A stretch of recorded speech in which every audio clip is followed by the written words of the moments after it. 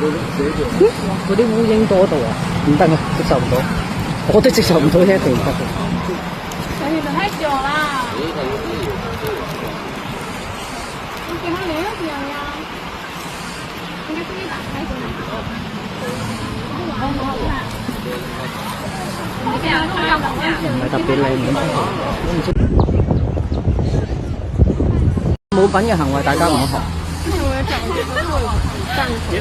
各位朋友，大家好，歡迎嚟到秒懂新聞。今日節我想同大家深入探討一宗最近喺香港郊野公園發生令人既心痛又憤怒嘅事件。呢件事唔單止係個別遊客嘅不當行為，更係小紅書打卡文化同無處不旅遊政策碰撞之下，暴露咗一個嚴重嘅生態危機。喺西貢東郊野公園嘅浪茄灣沙灘，一片被譽為港版馬爾代夫嘅清幽美景，水清沙幼，本應係香港人同文明遊客共享嘅自然天堂，最近卻淪為一片狼藉嘅破壞現場。4月中旬，有香港市民喺社交平台上載多段短片，畫面令人震驚。大批主要操普通話嘅年輕女子，為咗影靚相打卡，無視樹幹周圍已經圍上嘅危險警告膠帶，大肆爬樹、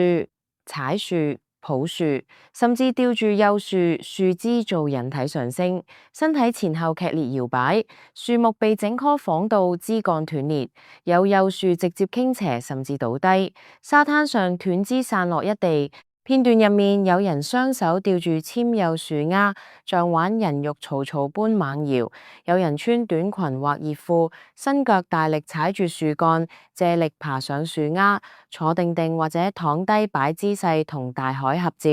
過程中仲不慎露出打底褲，更有遊客將樹枝當健身器材，做起引體上升動作。呢啲行為唔止危險，更直接摧殘咗脆弱嘅幼樹根部同枝幹。目擊嘅香港市民實在睇不過眼，出聲勸咗唔好搞啲樹啊，影相啫，唔使咁樣啦，影出嚟又唔係靚，無品嘅行為大家唔好學。但遊客多數扮聽唔到，繼續排隊輪候拍照，甚至嬉笑回應，毫無悔意。目擊者無奈喺網上感嘆，有啲樹枝已經斷咗，沙灘都有樹倒下，好差咯喎。呢一幕不單止破壞環境，更深深刺痛咗好多香港人嘅心。大家心痛嘅唔止係眼前嘅斷枝同倒樹，更係呢種欠缺基本公德心、對大自然零尊重嘅態度。呢股所謂抱樹文化，原本喺內地小紅書等平台流行，標榜擁抱樹木可以療癒城市生活壓力、親近自然。但當呢種潮流吹到香港郊野，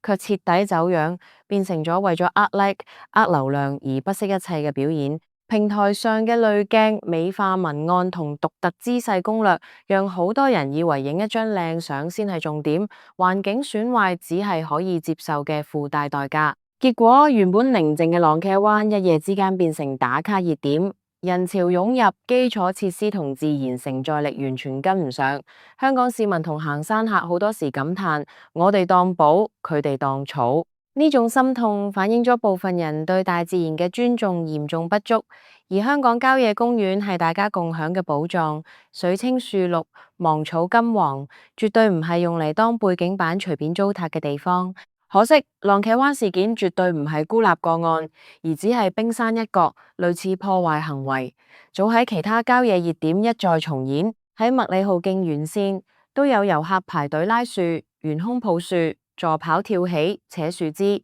導致樹木傾斜、根部外露，甚至有樹已經圍咗警告膠帶，都照樣攀爬。每年秋冬芒草季，大東山更加成為重災區。小紅書大力推金黃芒草海打卡，形容隨手拍國家地理大片，結果大批遊客湧上山，人龍遠睇似逃難現場，近睇似街市買菜，還是排隊買飯像飯一樣。有人無視山上多處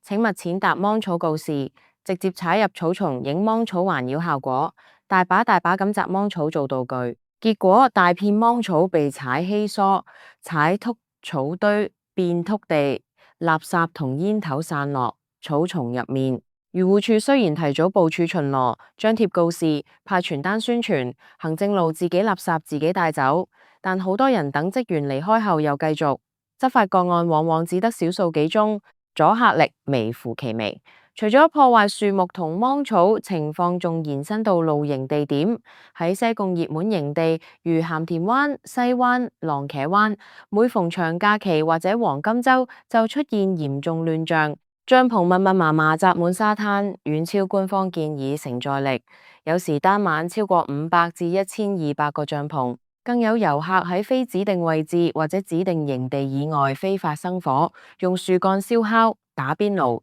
甚至焚燒整條樹枝，灰燼同燒剩嘅氣罐散落一地，公廁被泥沙同排泄物堵塞，洗手盆經常被佔用，清洗廚具，地面滿布泥沙同垃圾。假期過後，沙灘同營地變成垃圾山，膠樽、食物包裝、露營用品隨處可見。漁護署數據顯示，2025年全港郊野公園亂拋垃圾檢控個案升至42宗，按年升5倍。其中西貢東郊野公園就有20宗，較前年一宗大增19倍。非法生火個案雖然整體數字穩定，但長假期如農曆新年同復活清明仍然頻頻出現。漁護署只得作出少數執法。例如新春期間，西貢錄得26至32宗涉及亂拋垃圾同非法生火；復活清明長假亦得18宗，多數靠口頭勸喻。呢啲事件一再證明，無處不旅遊嘅政策原本係想將香港郊野、鄉村同隱藏景點打造成新旅遊點，帶動經濟，吸引更多深度遊客。但如果只顧推廣人流、盲目宣傳，忽略生態承載力同管理配套，就會變成一場生態災難。政府近年向旅發局撥款超過10億，仲有額外基金推鄉郊旅遊，目的係配合呢個理念。但結果呢，熱點一爆紅，人潮遠超負荷，垃圾激增，設施超負荷，生態受損，公帑反而要不斷用嚟補救、清潔同修復。呢種短期經濟收益換來長期環境代價，簡直係殺雞取卵，得不償失。更令人擔心嘅係，大自然一旦被破壞，恢復起嚟極其緩慢，好多年先有可能復原，甚至永久留下難以彌補嘅傷痕。香港郊野多數係幼樹同異次林，根淺抵抗力弱。幼樹枝幹斷裂或者根部鬆動，可能幾個月到1-2年先生翻啲新枝，但如果整棵傾斜或者倒低，恢復就要5到10年甚至更長時間，嚴重嘅直接枯死。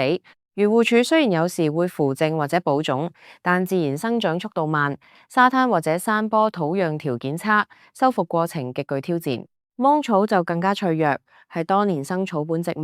每年秋冬先盛開金黃色，但大片被踩踏或者摘走，下一季已經好難恢復原本密度，踩壞根部同土壤結構，加上水土流失，部分區域會變成禿地，要等自然生長或者人工介入，往往幾年先見明顯改善。如果每年重複破壞，就形成惡性循環，永久難以復原。生態學家同環保團體多次指出，呢啲損害唔止影響景觀，更會破壞生物多樣性。樹木同芒草提供動物棲息地同食物來源，一旦消失，連鎖反應會影響整個生態系統。非法生火同亂拋垃圾更加危險，容易引發山火風險，污染土壤同水源。香港郊野公園面積超過全港土地近40%，係珍貴自然資產，唔應該因為社交媒體打卡熱潮而被逐步蠶食。市民同行山客嘅心痛，唔單止係對眼前破壞，更係對香港未來宜居環境嘅深深憂慮。面對呢個問題，政府最近提出喺西貢東郊野公園熱門營地試行預約制同收費制，最遲喺11國慶黃金週前推行，涵蓋浪茄灣、鹹田灣、西灣等地方。表面睇似係想控制人流、提升管理，但好多市民、露營愛好者同立法會議員都質疑效果非常有限。原因好簡單，試點只限部分營地同旺季，其他無管制嘅地方人潮自然轉移。郊野公園四通八達，多個入口，遊客可以輕易打游擊。全港執法人手只有大約150人，平均每人要管幾百公頃土地同數萬遊客。熱點爆棚時根本覆蓋唔到。過去長假即使加派人手，每日約90人，執法個案都好少，多數只係口頭勸喻。遊客知道罰唔到我，就繼續靠大聲、靠惡，扮唔識聽應付。預約後甩底，無預約照入，黃牛炒飛等問題都未有完善解決方案。議員同環保團體直言呢個係頭痛醫頭，治標多過治本，問題只會從一個熱點轉去另一個，無法根治。網民嘅睇法就更加強烈同一致。事件曝光後，社交平台上充斥排山倒海嘅批評聲音，有人直斥觀光災害，為影靚相不惜摧殘小樹，好肉酸，成何體統，似馬騮無品。有網民感嘆香港郊野被佢哋搞到一塌糊塗，以後點算？棵樹好慘喎。亦有人分享類似經歷，只喺其他郊外地點都遇過遊客攀爬樹木、非法生火、亂拋垃圾，勸阻反被無視或者被話返轉頭。整體輿論主流都強烈支持加強執法、加重罰則，甚至建議實名登記追責。當然有少數聲音覺得係小事，但主流意見清晰，希望當局行動快啲，守護呢片屬於香港人同所有文明遊客嘅自然美景。綠色和平等環保團體亦多次呼籲政府要先做全港郊野承載力評估，制定以保育為先嘅生態旅遊政策，而唔係盲目追求人數同短期經濟效益。各位朋友，呢件事深刻提醒我哋，打卡文化本身係中性工具，但當變成表演優先、尊重環境次要，就會帶來嚴重後果。無處不旅遊嘅初心係好，希望豐富旅客體驗，帶動經濟。但如果冇完善配套，冇足夠教育同有效執法，只會將香港珍貴嘅郊野一步步推向生態災難。樹木斷咗或者芒草禿咗，可以保種或者等生長，但生態平衡一旦打破，好多年都難完全復原，甚至永久損失。根據林區及郊區條例，未經許可損毀樹木屬違法，一經定罪，最高可罰款25,000元及監禁1年。亂拋垃圾亦可被定額罰款3,000元，但現場搜證難，執法個案少，阻嚇力明顯不足。希望透過今次事件，大家無論本地定遊客都認真反思，真正療癒大自然係要用尊重同珍惜嘅心態，而唔係破壞後再後悔。漁護署同相關部門應該急取沉痛教訓，加快增加執法人手，落實有效管制措施，加強同平台合作，加入環保警示，甚至考慮全港性承載力評估同更嚴格嘅實名追責制度。香港郊野咁靚，係我哋共享嘅寶藏，守護佢係每一個人共同嘅責任。只有文明旅遊，先有長遠未來。希望下次去浪茄灣或者大東山，我哋見到嘅係水清樹、綠芒草、金黃，而唔係斷枝、禿地同垃圾山。呢個問題唔止關乎一兩個景點，更關乎香港作為宜居城市嘅形象同可持續發展。感謝大家收聽，希望呢段分享可以引起更多討論同實際行動。記住，保護大自然，從自己做起，從每一次郊遊開始。下次再見。